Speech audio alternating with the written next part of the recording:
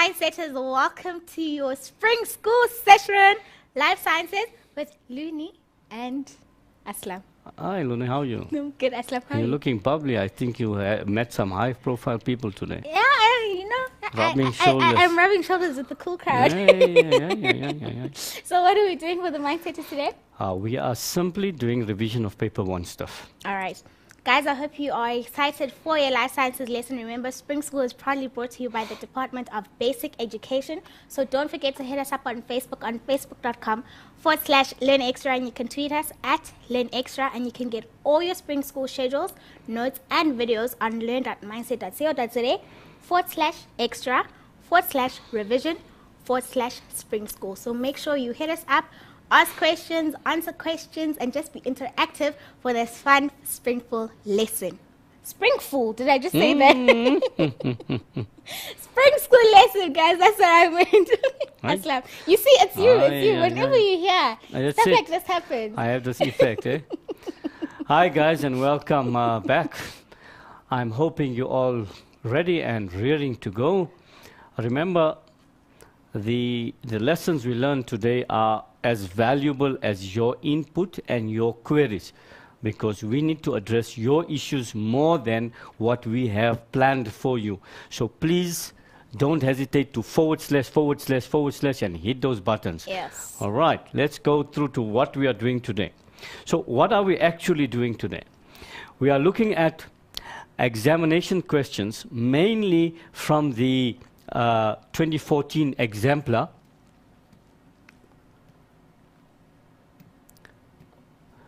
And what are we looking at? Which topics? You remember that in June, when we had the winter school, we covered reproduction in detail in this, from this paper. So we are not touching on those questions.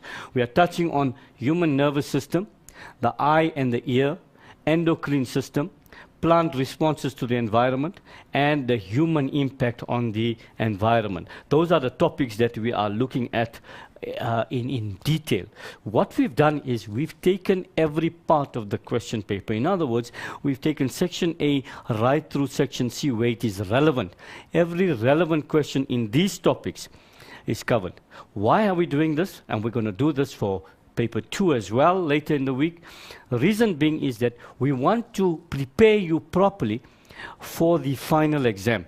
In other words, how do I answer multiple choice questions? How do I answer one-word answers? How do I answer A, B, none, etc.? And how do I answer section B questions and section C questions? So this is what we are going to be going through.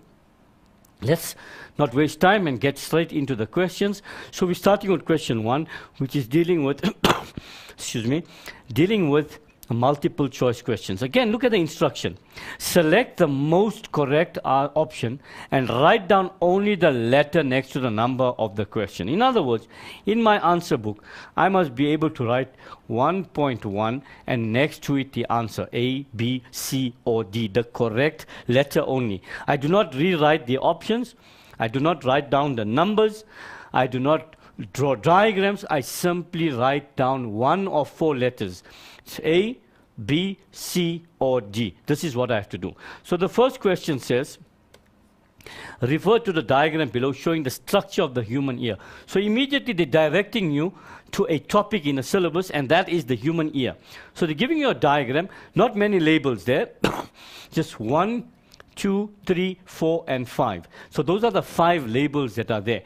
Let's just label the diagram first, and this is the practice that you must also get into. Before you look at the questions, on the diagram itself, you can write down the labels. So we start with number 1 here, which will be the semicircular canals. Number 2, coming from the structure here, this would be the auditory nerve. Number 3 here, the cochlea. And number 4, the tube here, the eustachian tube. And number 5, the tympanic membrane, commonly called the eardrum. Okay, so now we've got the labels. They can't ask us more than the labels and functions. So which part sends vibrations to the ossicles? Go back to the diagram. Where's the ossicles? These are the ossicle 1, 2, and 3. Hammer, anvil, stirrup. These are known as the ossicles. What are they connected to? They are connected to number 5, the tympanic membrane. So we go to our answer there.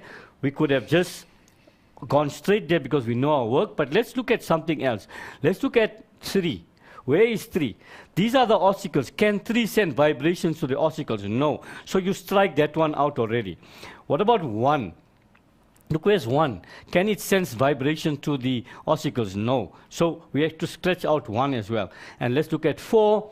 4 is a possibility. So now you had to choose between these two. If you know your work, you would have obviously chosen D, and your answer is D, the tympanic membrane. The idea, what I've just shown you now, is dealing with what we call elimination. So in other words, you eliminate what you consider the wrong answers, and you are left with one possible answer, which is easy, then you choose that one, or you're left with 2, so you can choose from one of those 2, which is the most correct answer. Let's look at the next one. Which part maintains equal pressure on either side of the tympanic membrane? Let's go to the tympanic membrane. There's the tympanic membrane here. And the closest to the tympanic membrane would be the ossicles.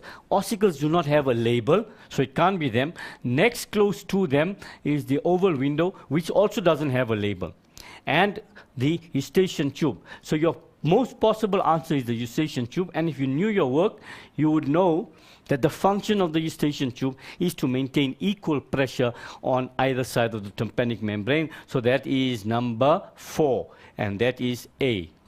Also remember, when you're learning the function of the eustachian tube, do not say balance.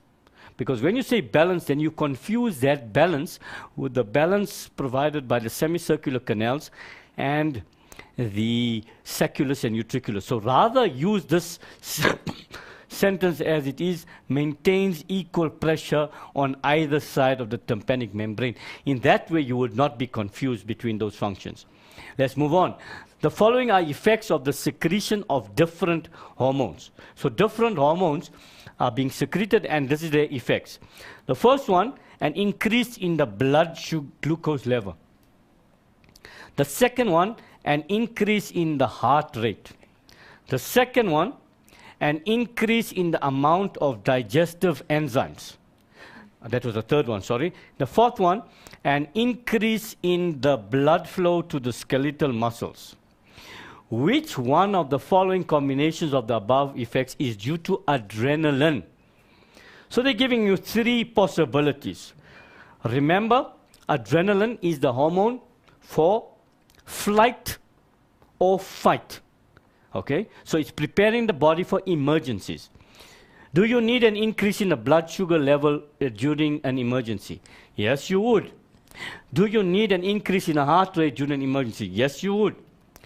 Would you need an increase in the amount of digestive enzymes during this time? No, you wouldn't, because it's not important to digest food at this time. It's time to deal with an emergency. An increase in blood flow to the skeletal muscles, it's 4. So it's 1, 2, and 4. With that one, we go straight there. Your answer would be C. Okay, so you didn't even have to look at the story there. But again, you could use elimination. Wherever you see 3, you must know it's off. And the easiest one is this one on heart rate. You know that adrenaline increases the heart rate. That's a common one. So you look at your answers, and you look at where there's no 2. So these 3 were the more correct answers. You could have eliminated that one there. And then you look at, for example, number 3 is out. So these 2 must come out, and you're left with that one there. Elimination again. Good. Let's move on. The control center in the body that will be activated when an athlete is dehydrated. Dehydrated means he has too little water in the body, too little water in the blood.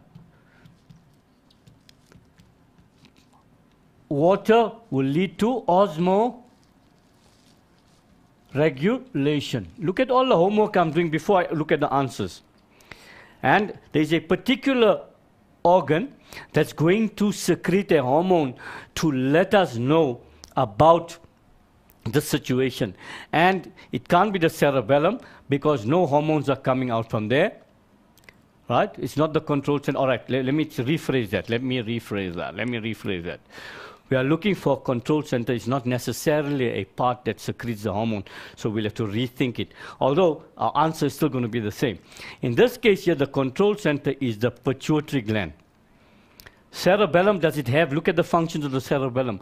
Does it deal with osmoregulations? No. Cerebellum, cerebrum? No. Corpus callosum? No. So these would have been struck off anyway.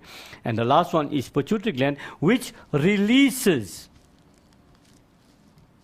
ADH. So it picks up this stimulus of less water or even more water. Both ways, remember, it will still be the same control center.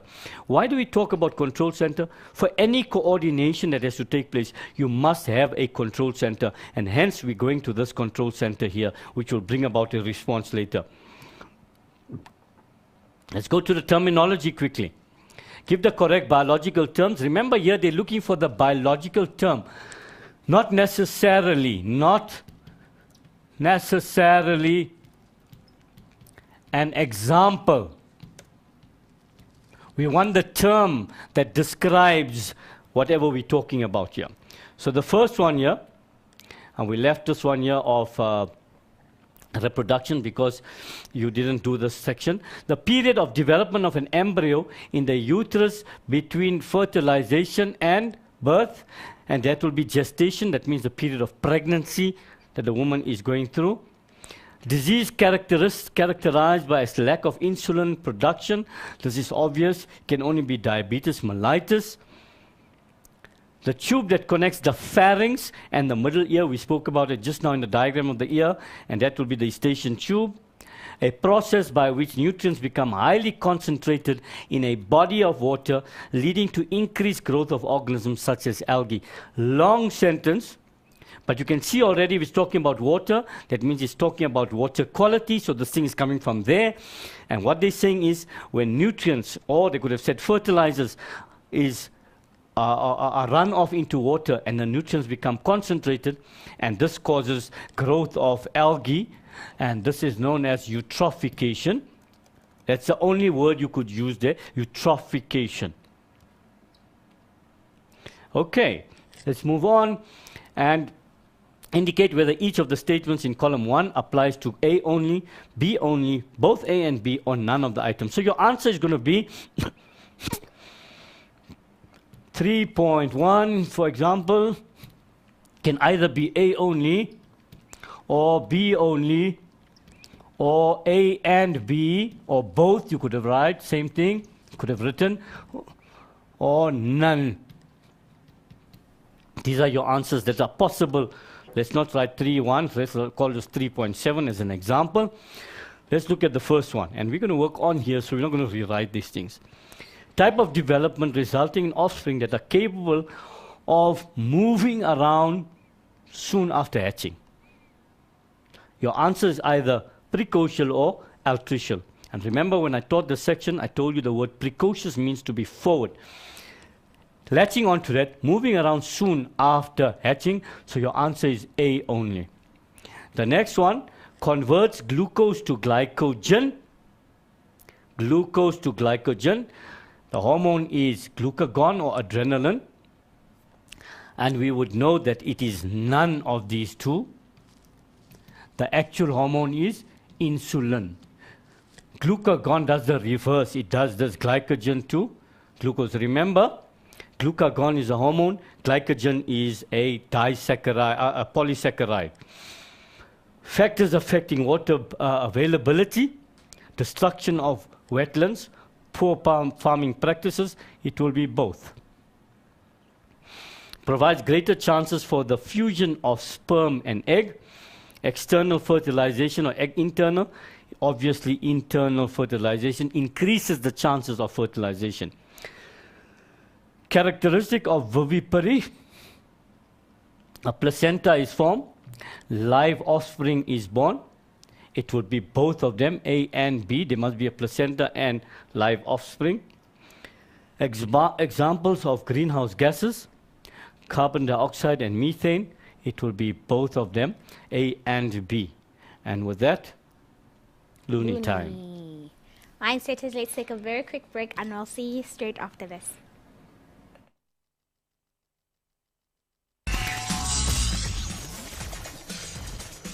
Welcome back, Mindsetters. From that break, a huge shout out to all our spring school learners from the classes right here at Mindstairs. They are downstairs. That's why I'm pointing. So I'm pointing down there, downstairs. And apparently I had a question from one of the learners, and Aslam has the question. So Aslam will clarify it for them, and Aslam will just play Looney sharp. Looney sharp. One of the questions that the learners downstairs has asked us is, if I write, for example, for 3.1, if I write just A, would I be penalized? No, I would have to say no in the final exam. You would not be penalized for that because A and A only is fine. As long as it does not mean any of the others. And if you put A on its own, it's fine. But remember, there was a teacher that asked me once, what about, because of this situation, they asked me once, what if a child then writes A when it's supposed to be A and B? Do we give the 1 mark? No, because we can't give the 1 mark because A here is linked to A only. So you can't give that 1 mark. It's either one of these choices. So A only, I'm putting the only in brackets, A, B, A and B, and none. Those are the choices that you have. So in a final exam, you won't be. But remember, your teacher in your classroom can be within their right to lay down certain rules so that you getting it properly at the end of the year. So that if there's a little bit of doubt, at least you having it exactly. Because remember, the instruction is telling you. So the instruction gives the right to the teacher in your classroom to mark only what is given. These are the choices that are given to you. And they told you here straightforward. So you needed to use one of them. There's an instruction, it tells you that. But remember, we may not penalize you if you just write A or B only there. And even if you just write both, by the way. Because both means A and B. There are only 2 things there. But rather be safe than sorry. Okay, let's move on. I hope that answers your question, young man or young lady. Question 4, refer to a diagram below which represents a portion of the central nervous system of humans. Specifically, there's a brain given to you there. Simple question. These are the types of questions that come in section A. They'll give you a diagram, and mainly your answers would be 1-word answers or letters, etc. No explanations, no long sentences, etc. are required here. It's generally just 1-word answers or 1 letter in this case. Write on the letter only. Letter only. So you only have to write the letter here. Remember, if this instruction changed to write the letter and the name, it's a different story. But here they're saying letter only. Of the part which regulates the heartbeat. But let's do what I practice normally. We label a diagram. So this would be the cerebrum. This would be the cerebellum. And this one here would be the medulla oblongata. Remember, in the brain, you need to know the cerebrum, you need to know medulla oblongata, you need to know cerebellum, you need to know corpus callosum, this one here, and you need to know the hypothalamus and the pituitary gland. Notice that in the labeling of the nervous system, you don't have to even know the pituitary gland or the hypothalamus. Their functions come out later when you're doing the endocrine system and or homeostasis. That's where they are involved. But in terms of the nervous system, those are the labels you need to know. Write on a letter only of the part which regulates heartbeat and breathing rate. So in other words, what are they asking you here? They're giving you the functions, they're asking you name the part. So, but they didn't say name the part, they said give the letter, so they twisted it a little bit. So the part that does heartbeat and breathing rate would be the medulla oblongata, and therefore your answer would be C. Coordinates movement, coordinate, and this is something we need to clarify here. There's a difference between controlling voluntary action and coordinating voluntary action. To control voluntary action means to make the voluntary action possible. For me to talk to you, to make it possible, there's a certain part of the brain. But the fact that I'm talking to you, I hope, in a very coordinated manner, that you can understand me, Luni, do you? Not always, eh? Most of the time, at least. Okay, that's a different function altogether. So the part that gives you the possibility of voluntary action is the cerebrum. But the part that makes it coordinated, like if I'm walking, the fact that I can walk, cerebrum. The fact that I'm walking straight, I hope, is cerebellum. So this answer here, the coordination part comes from cerebellum, and that is part B. Please do not make that mistake. Sometimes they give you examples. Instead of saying it like it is here, coordinating, they tell you balancing on a tightrope, etc. Although there's a voluntary part to it because you're stepping on it, but you have to balance, and the balance part comes from the cerebellum. Interprets what you see, and what you see, that means sight, is a sensation. Again, getting back to our functions, perceived sensation would be the cerebrum, and that would be part A. Has its hemispheres connected by the corpus callosum. That means it has two hemispheres, and these two hemispheres are connected by the corpus callosum. That will also be A. By the way, in that sentence, they're giving you the functions of the corpus callosum as well. They're telling you that the corpus callosum connects the two hemispheres of the cerebrum, thereby allowing for communication between the left and the right hemisphere of the cerebrum. Controls balance and equilibrium. That would obviously again go back to our cerebellum, and that will be part B. Question 5. Study the diagram below, which shows a reflex arc. Notice all our questions are coming from the nervous system. Diagram below, which shows a reflex arc. Again, if you look at that particular part there where A is pointing to, where is it coming from and where is it going to? It's going through the dorsal side of the spinal cord, and it's coming from a receptor. So therefore it has to be a sensory neuron. B, it's going to an effector, that's an effector. So therefore, it would be a motor neuron. This is the homework you have to do. See the middle of the spinal cord there, that hollow part, that is the central canal. D, this shaded portion of the spinal cord on the inside, it will be the gray matter of the spinal cord. Remember, in the spinal cord, the gray matter is on the inside and the white matter is on the outside. This part, all these parts would be the white matter. And E, the neuron between the sensory and the motor, would obviously be the connector or interneuron. Those are the two words that they accept in the final exam. No other words are accepted for that particular label. So give labels for each of the following. Now, where are we going to? The region D, we already discussed that. That is the gray matter, good. Neuron E, that we've already discussed that. And that is the interneuron or connector neuron. Write down the letter now. They changed now. They went from name, they went to letter. Of the part which transmits impulses to the central nervous system. And that would obviously have to be our sensory neuron, because the function of the sensory neuron is to transmit impulses from the receptors to the central nervous system. Remember, the sensory neuron does not convert the stimulus to an impulse. That's not its job. The part that converts stimulus to impulse will be the receptor. That's the receptor's job. Sorry about that.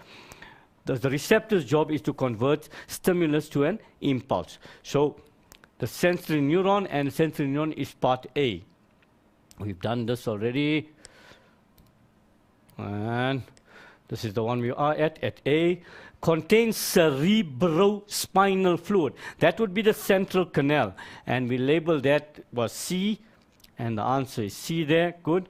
Explain the effect on the reflex action if part B was damaged. Now remember, we have now that moved to section B questions. because we were with section A earlier. If part B, part B is the motor neuron. So in other words, we would be able to get the stimulus, convert the stimulus to an impulse here, transmit this impulse to the central nervous system, get up to this point here, and thereafter, if this is damaged, then the message will not reach the effector. We have to understand what is the function of an effector. The function of an effector is to bring about a response to the stimulus in a reflex action. For example, if we touch a hot plate with our hand, the effectors are the muscles of the biceps and the triceps, where the bicep contracts to pull away. So the muscles, we don't have to name them, by the way. The muscles of the upper arm contract to pull the hand away. The pulling the hand away is the reflex action, not the touching of the hot plate. That cannot be a reflex action. You cannot, that's not protection. If you're touching the hot plate, that is silliness, because you are touching the hot plate. Sometimes it's mistaken. Sometimes when you're a child, your parents are telling you, don't go near by the heater, but you will go there, and you will touch, and you will learn by experience. So the actual reflex is to pull away from there, and we must understand that.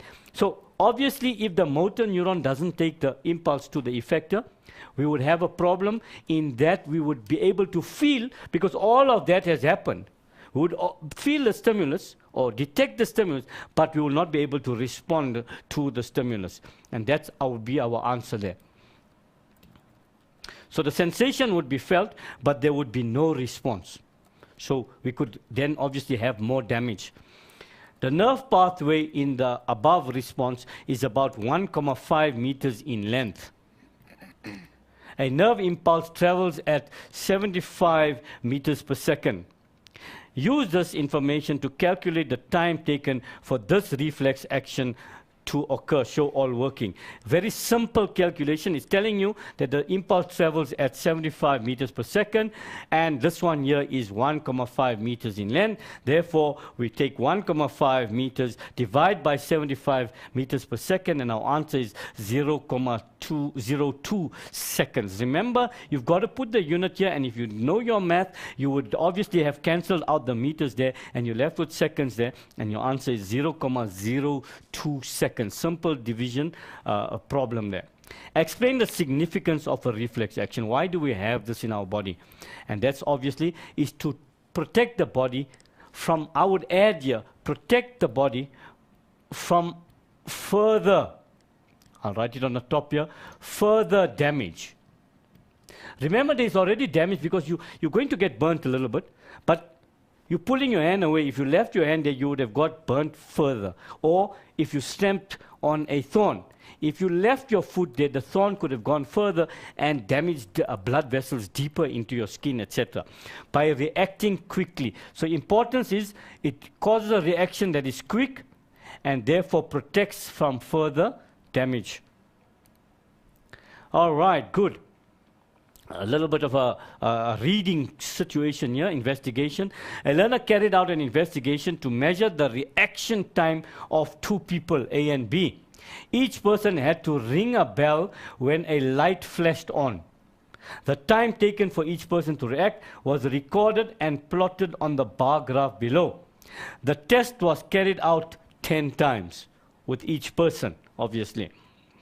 So they're giving you a bar graph. Notice in the bar graph, the heading, which has two variables, the reaction time of the two people. That's the two variables that we are looking at.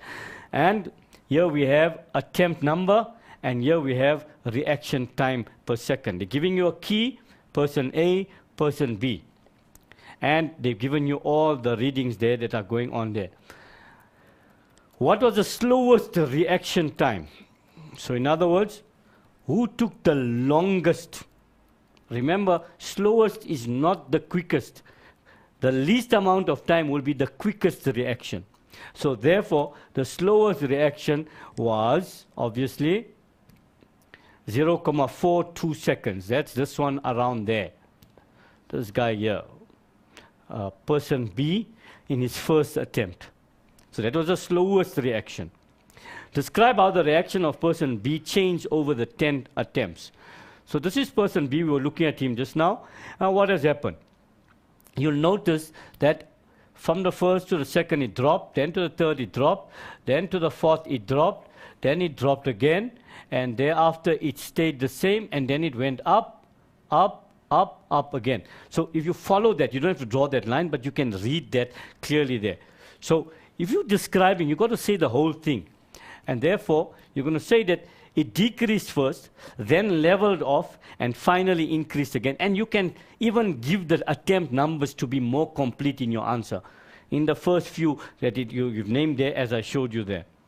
Suggest a possible reason for the trend described in 6.2. Why did this happen?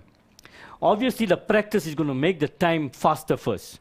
Because they're practicing it, the time will get faster. But later, the person may get tired, and the tiredness may slow down the reaction time. And with that, we'll have to stop halfway in that question. We'll come back to it after the break. Luni.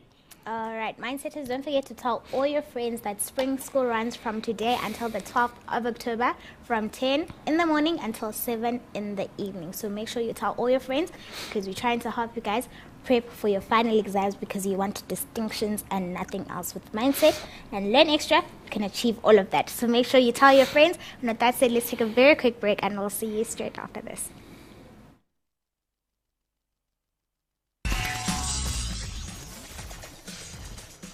Welcome back, Mindsetters, from that break. Make sure you keep your eyes glued on our Facebook page, because we had a very special guest in our midst during some time, like a while ago. Okay, not a while ago, like just now.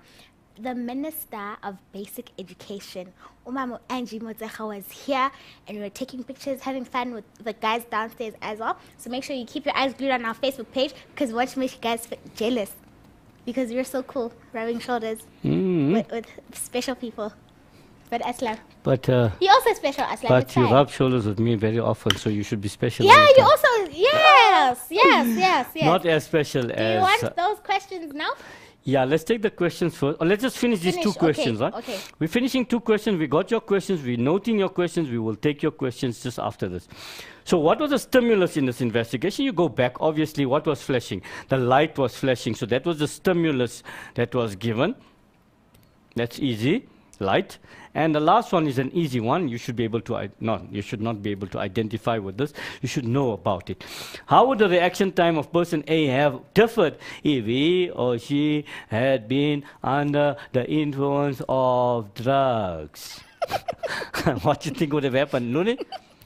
Would have been slower, isn't it? Yes. The reaction time would probably decrease. Sorry, I got increased there. It should increase. Now you sounding like you on drugs. I must have been on drugs. Took something before the show. The reaction time would probably decrease. Cough mixture must be. Okay. So the reaction, yes, it's right what they're saying actually. I am under drugs. You see, I'm reading it wrong.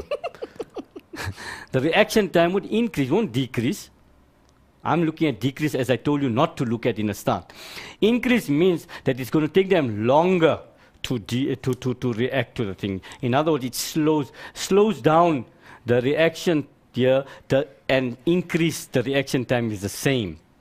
Slow down does not mean decrease. Slow down means increase the reaction time. What does increase in this sentence mean? That means it takes longer to react to the stimulus. Okay, let's take those questions. Okay. Mary Jane Amajoy. Wow, if that's correct. Mary Jane. How do identical twins occur? How do identical twins occur? Identical twins, remember this is in reproduction, not tested so much anymore, but the identical twins arise from one sperm and one egg. That means it's the same sperm and egg that has fused. There, you have the sperm coming in there, the nucleus fertilizing there. And when this egg is dividing, when it is dividing, when it's becoming morula and blastula and so on, the egg splits into two. Because they had one sperm and one egg, that means they had the DNA of the same egg and the same sperm. Therefore, when they split, there's no change in them. They will have identical DNA because they came from the same egg and sperm. Whereas the other side on this is fraternal. While we're there, let's explain that. This is two or more eggs, and sperm. Because remember, you can get twins, you can get triplets, you can get quadruplets, etc., etc. Different eggs and different sperm, then they would be not necessarily the same. Okay. I want a twin. You want a twin? Too late It's now too for late that. now, yeah. You can have twins, but you can't have a twin. It's fine. And then Malinzi Sandlatla is asking, how does you said it's a synapse. Synapse. Synapse transfer impulses. Right. Synapse, how does a synapse transfer impulse? Remember, you're getting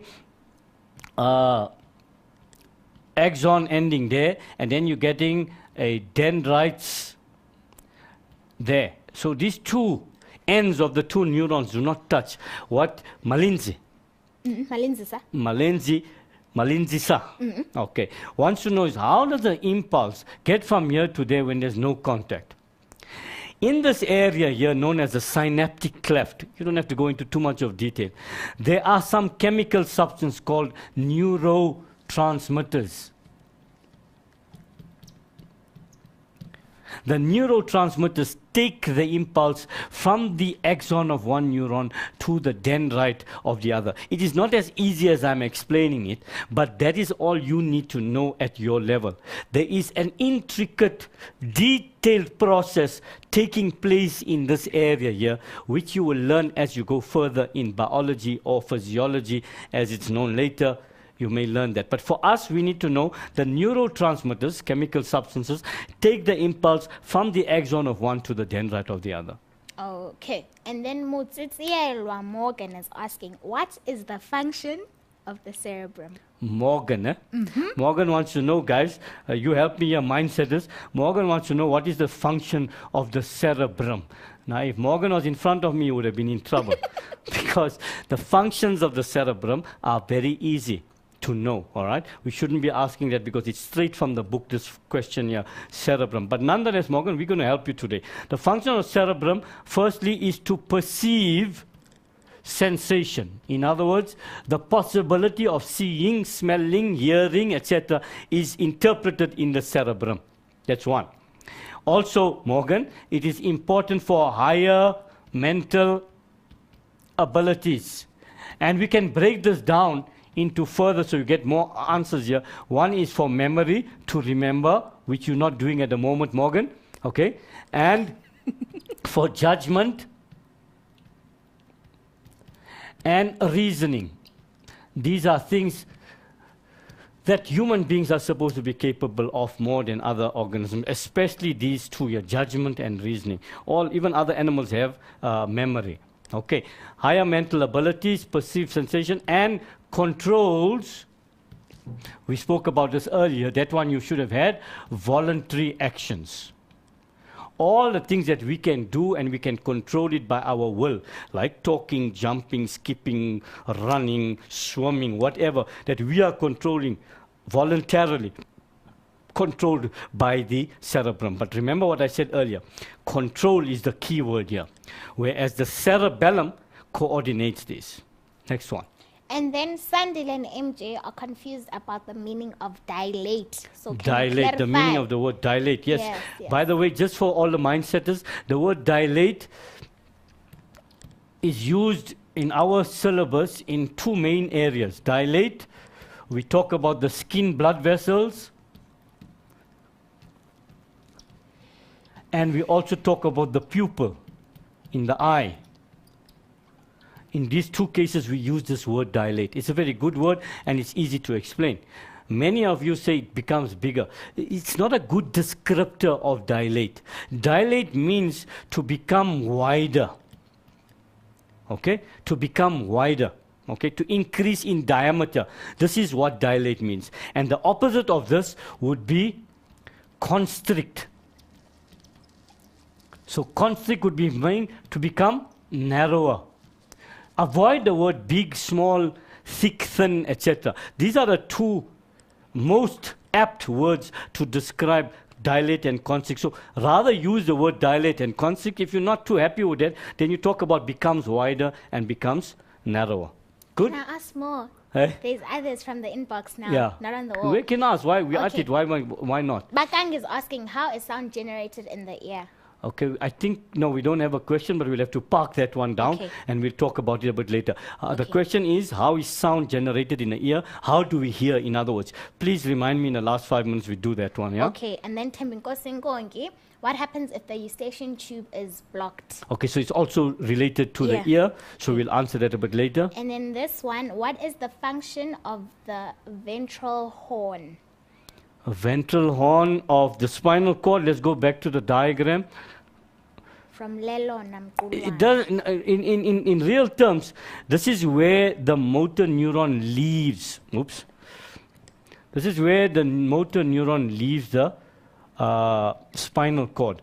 This is the only thing that we only have to know that part. In that, obviously, in detailed physiology and that, it may have other functions, but for our purposes, we say that the motor neuron leaves the ventral horn. Good? Thanks, Aslam. Right. We remember those two. We must park them off, right? Okay. Good. Now we are talking about the eye. The diagram shows two eyes, X and Y, focused on objects represented by arrows at different distances from the eye. So there's a very important point there. And the arrows. Objects A and C were 2 meters away from the eye.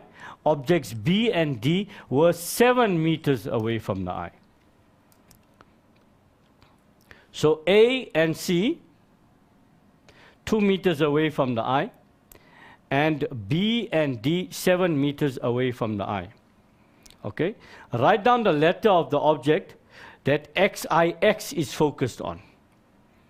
So that's IX, and this is IY.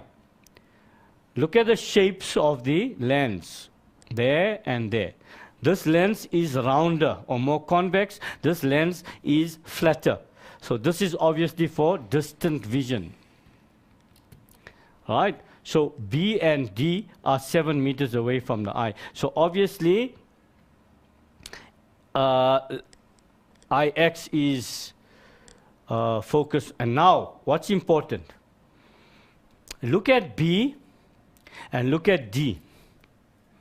And look at the arrow that's put here in this diagram.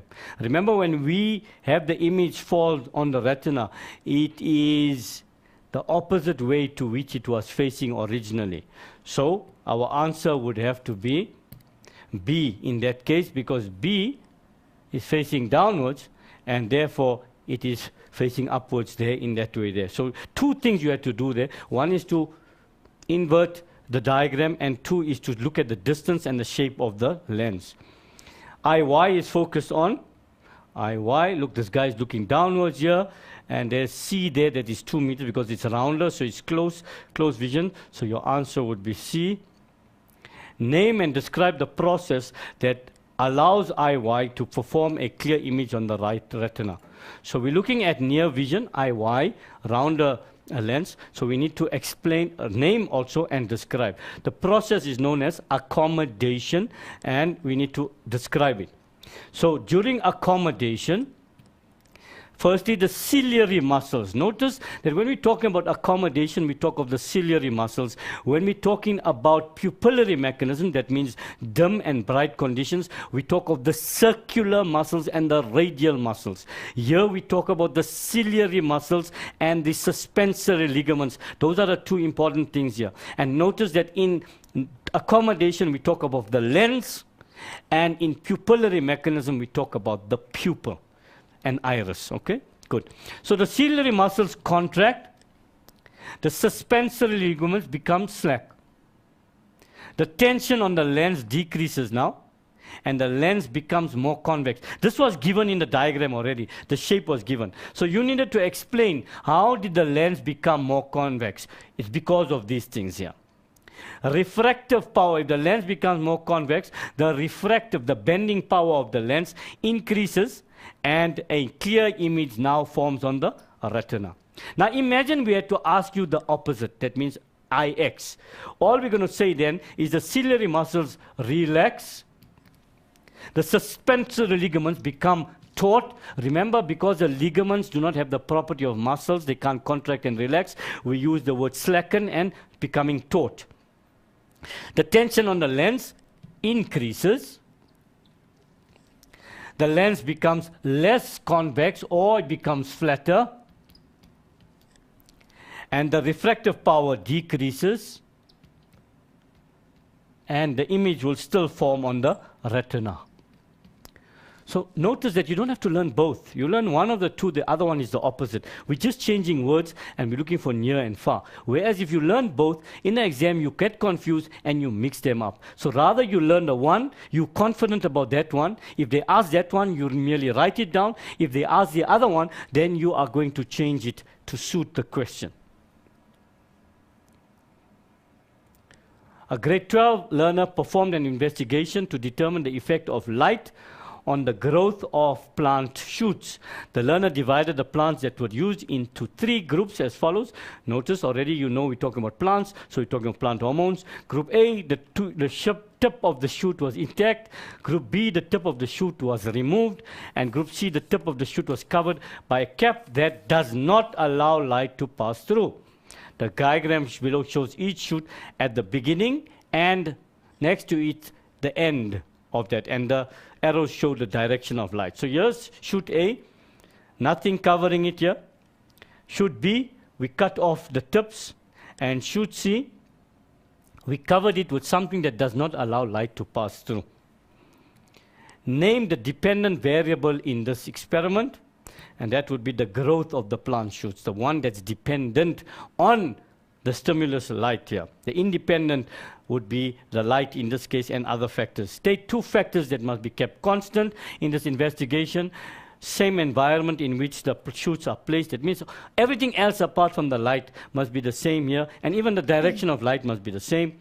The same type of shoot, that means it must be the same species, because you different plants, they may differ in their reactions. And when we talk about environment here, we could be talking about temperature and the rest of it. The influence of which plant hormone is being investigated here, that is auxins. Explain the results observed in investigation A and C as illustrated in the diagram above. So A and C, what happened there? We look at A, the light is coming from the right, so caused the auxins to move to the shaded side of the shoot, leading to increased cell elongation and cell division there. There was therefore greater growth on this side, the shaded side. What does this do? It bends the shoot in the direction of the source of the light. We say that it is positively phototropic. Investigation C, the light still is put from one side. However, it has no influence on the distribution of auxins. Why? Because light could not pass through. So the plant is not knowing where this light is coming from, and therefore the shoot grew upright. With that, back to Luni. Okay, Mindsetters, before we go to a break, quick shout outs to Mary Jane Ceslet, James, Mal B, Tabi Sokenani, Alfred Lawrence, Mohaundi, Vomita Mbuso, Malinzi Salungelo, Sandile, and MJ. Thank you so much, guys, for posting on our page, for interacting on Facebook, for being awesome, and for tuning in. And with that said, let's take a very quick break, and I'll see you straight after this.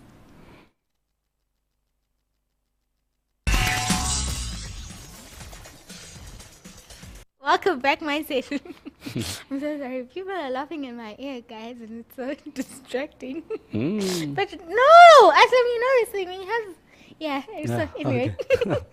Shall I go on? Yes. Rather, eh? I'll keep the limelight off you for a while. Because, yeah, there's a countdown and he's laughing. And yeah. State 2 ways in which the learner could improve the reliability of this investigation. Okay? So the question is asking, how can a learner improve the reliability of this? At this juncture, we're going to answer one question that was asked, so we won't answer it later.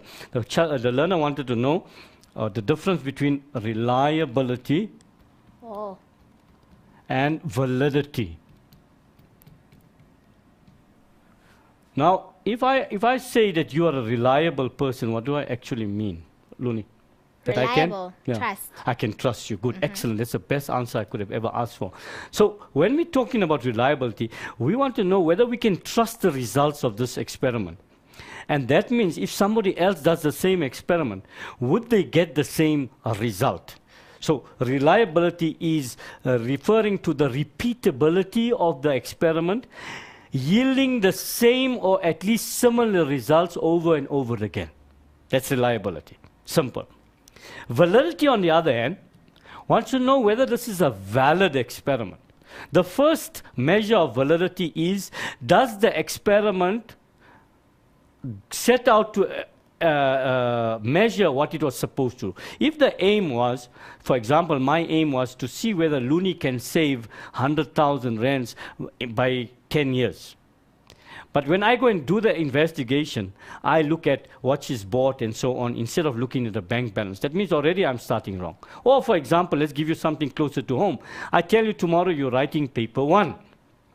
And in the test, I include genetics. Already the test is invalid because it's not testing what it was supposed to test.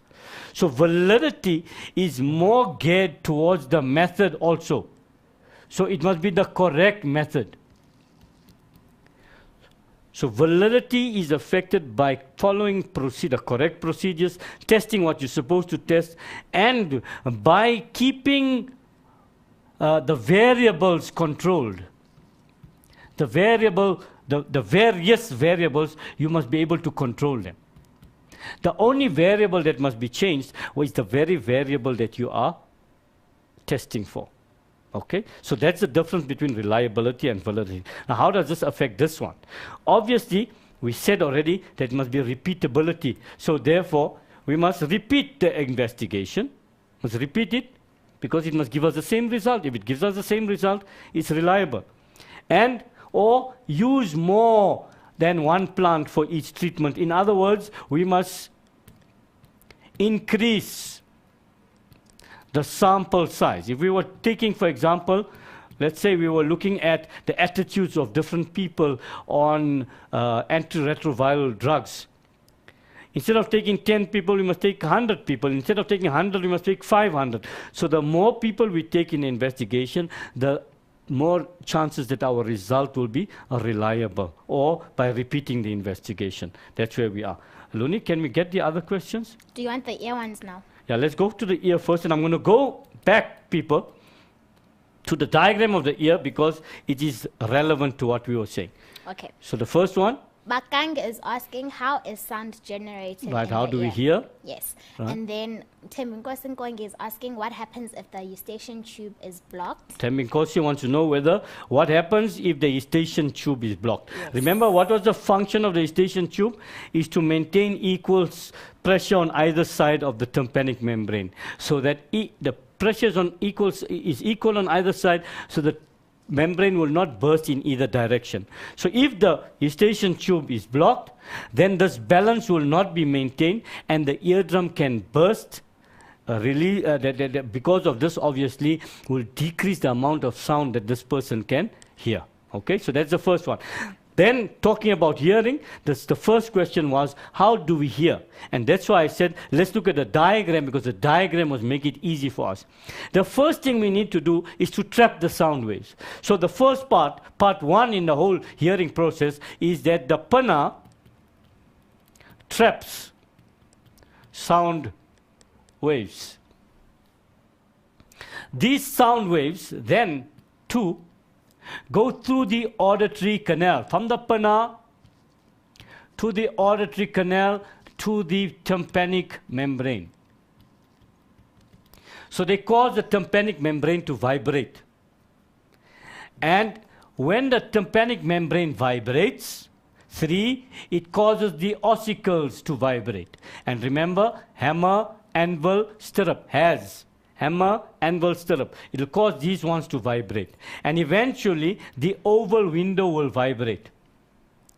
So that's the first part and the easy part. 1, 2, 3, and 4, the oval window. 4, oval window vibrates. When this oval window vibrates, it sends pressure waves inside the fluid of the inner ear, because it's connected to the inner ear and the cochlea.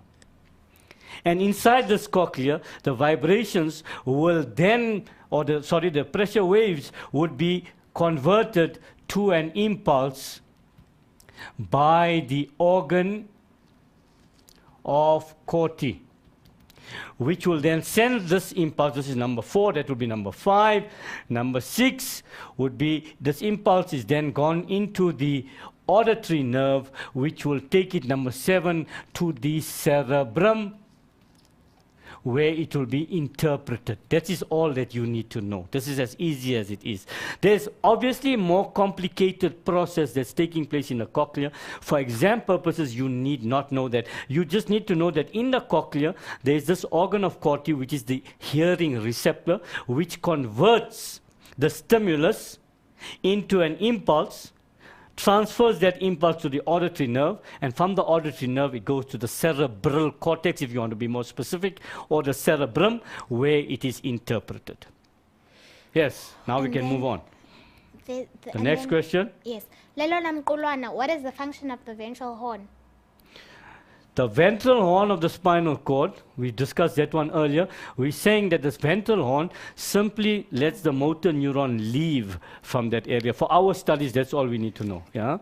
Okay. Now you see. Okay. I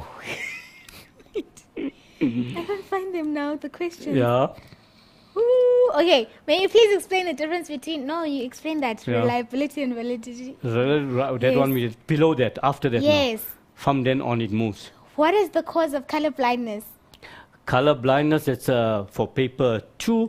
You hold on to that question for next week, or sorry, for Wednesday, and you can answer that there. Okay, what is the difference between asexual and sexual reproduction? Asexual and sexual. In biology or life science, the word a, or rather, sorry, the letter A in front of a word means non. So asexual means non-sexual. Sexual means when gametes are fusing, in other words, involving different sex cells that come together to fuse to form the embryo and so on. Asexual will be without exchange of gametes. Okay, now I found the question. Right. Diva is asking, please explain how does ovulation occur when a woman has only one ovary? Excellent question. Does she go through the menstrual cycle? They're giving the answer also, Shane. Or one? She's giving the answer. Oh, okay, so asking and answering. Right. So she's asked the question and answered the question at the same time. But she's answered with both sides. Huh? The question is very simple.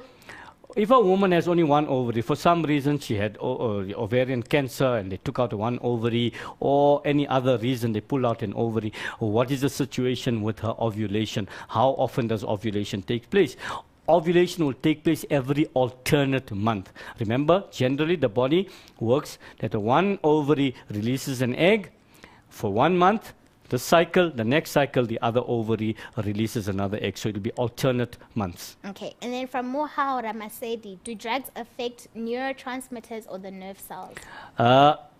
Mainly the neurotransmitters. The drugs affects the neurotransmitters, slowing down the reaction going. That is a very complex process as well, but for your question, that's sufficient answer there. Okay. And then Lawrence, what is the difference between adrenaline and aldosterone? Let's go back to my page here. Aldosterone. Yes. Right, so Lawrence wants to know the difference between adrenaline and aldosterone. Yes. Right. First problem, why is he asking this, is because they are both secreted by the adrenal glands. Both of these hormones are secreted by the adrenal glands. This one here, adrenaline, prepares the body for flight or fight. In other words, it prepares the body for emergencies.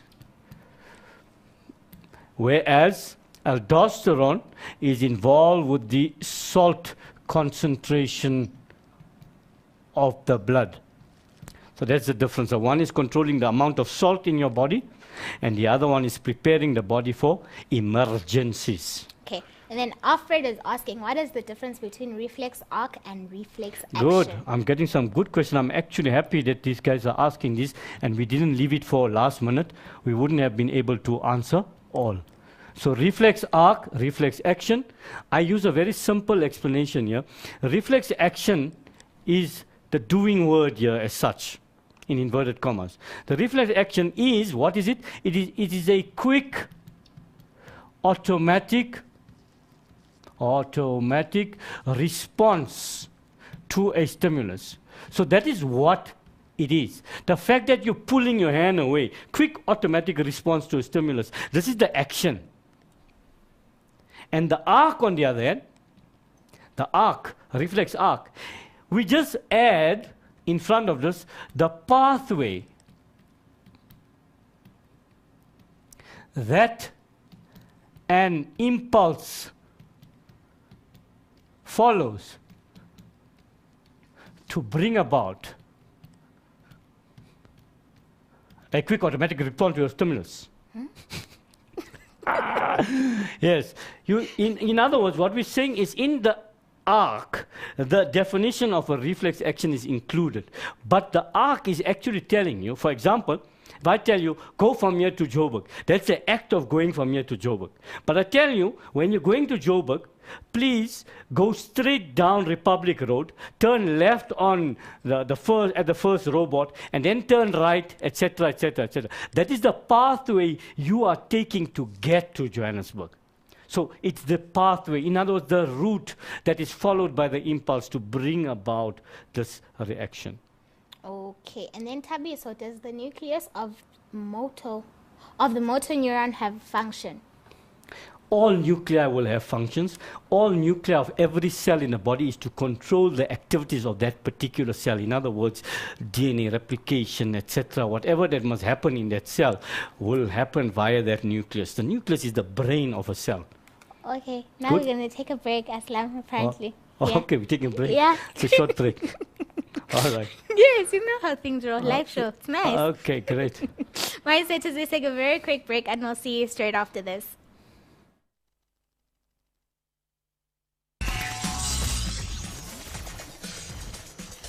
Welcome back, guys, from that break. I hope you're still excited and you're still refreshed and you're still learning more and learning extra. Spring School with Aslam. Thank you, Luni. Let's move. Yes. Guys, I'm very excited with the number of questions that we have received. We're going to try to get to some of them again. But before we get there, we feel it's important that we skip the other two questions. We go straight to environment because it's a section that you tend to ignore. And yet there are 25 marks for environment. That is human impact in the exam. Remember, this is grade 11 work that you should have done in grade 12 again. So here they're saying the human HSRC has conducted a survey on food security across all provinces. The results showed that the overall percentage of food secure households in South Africa is 45.6% as opposed to 48% in 2008. So this is a decline. The results indicating the percentage of food insecure households in each province according to the latest survey are shown in a table below. So Eastern Cape 36, Limpopo 31, etc., 30, 29, coming down to Western Cape where 16% of food security. What is meant by food security? That's a simple definition, and that is having access to enough food on a daily basis so as to ensure healthy living. That's the definition there.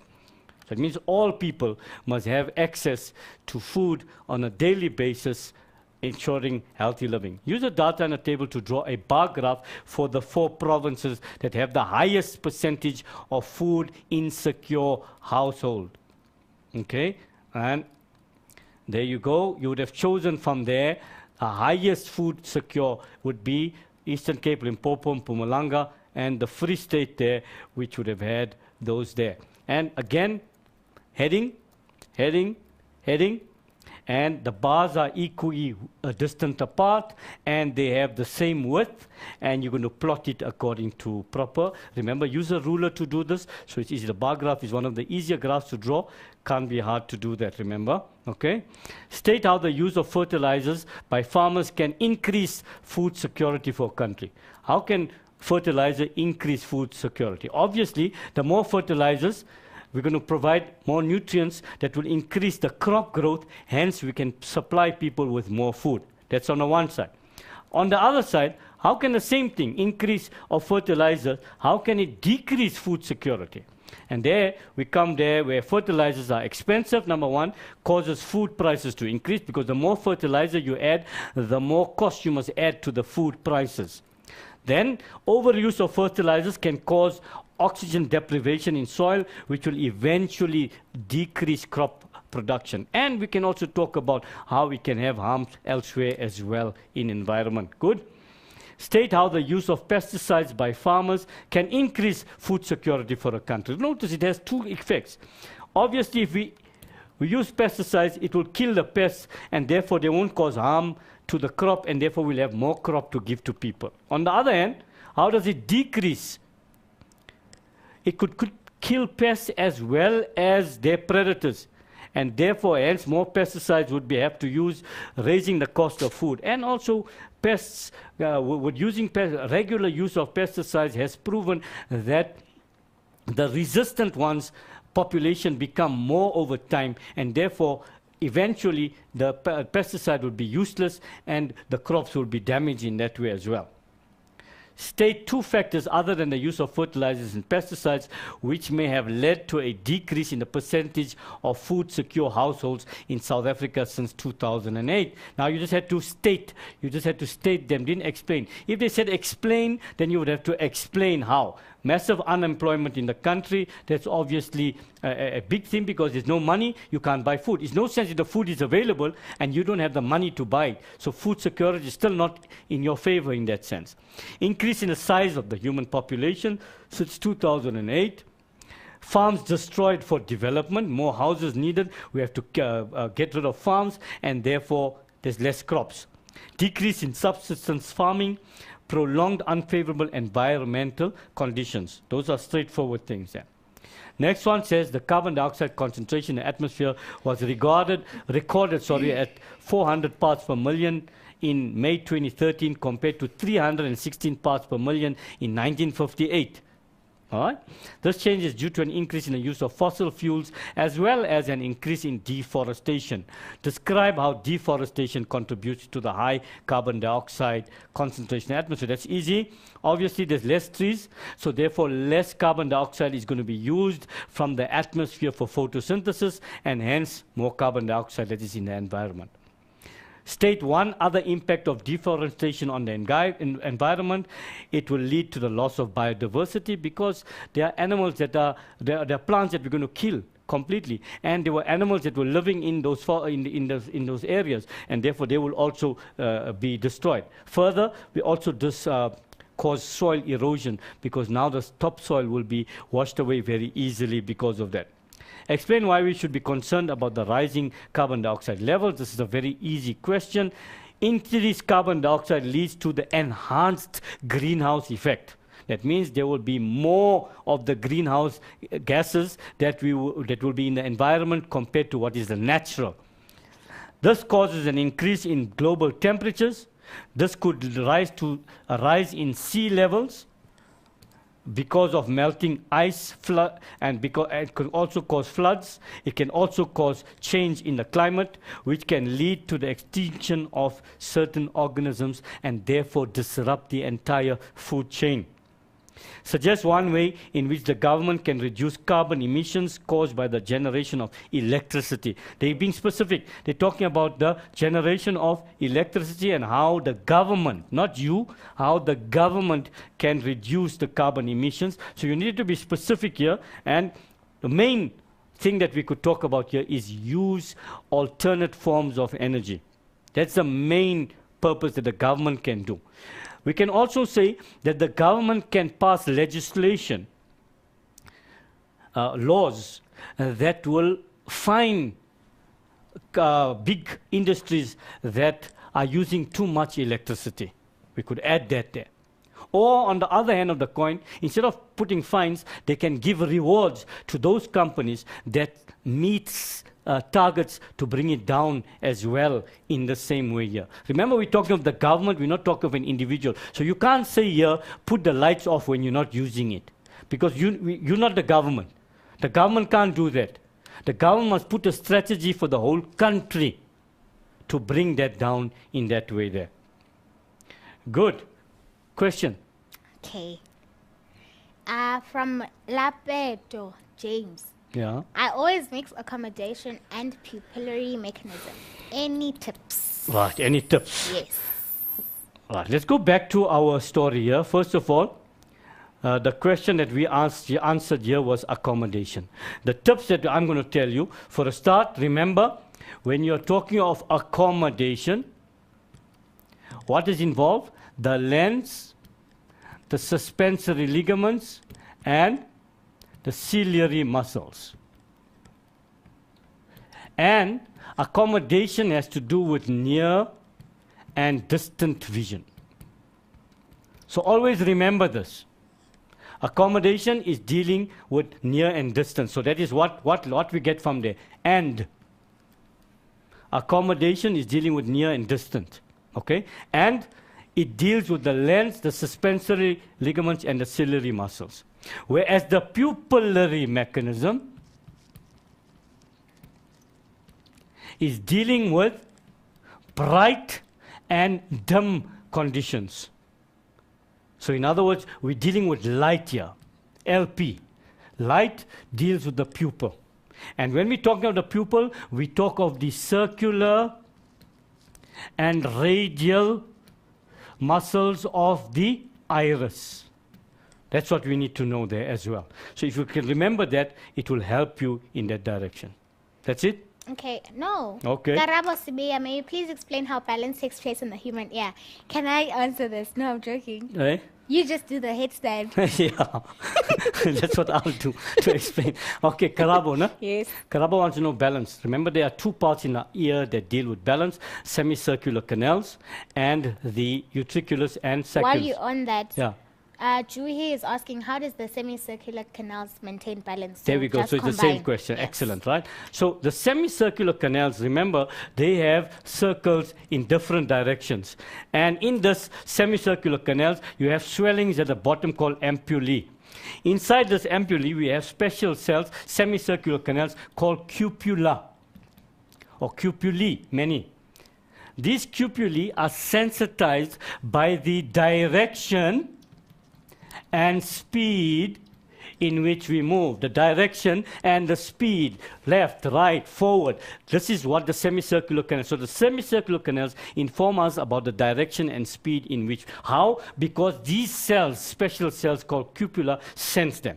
And the sacculus and the utriculus, utriculus have macula. Remember, some. Sacculus, utriculus, they have macula. These maculae are sensitive to the position of the head in relation to the body. In other words, as we're standing upright now, my head is upright, the brain knows that the head is upright compared to the body. If I go this way, it's going to know that that's happening. Why? Because different maculae will be stimulated, and these maculae, by the way, are sensitive to gravity. That means they will settle according to gravity in different positions, and in this way they tell us, hence this comes with the headstand. This one comes with a headstand to tell you that if I'm doing the headstand, my brain knows that my body is now in the reverse position because gravity is taking them in that direction.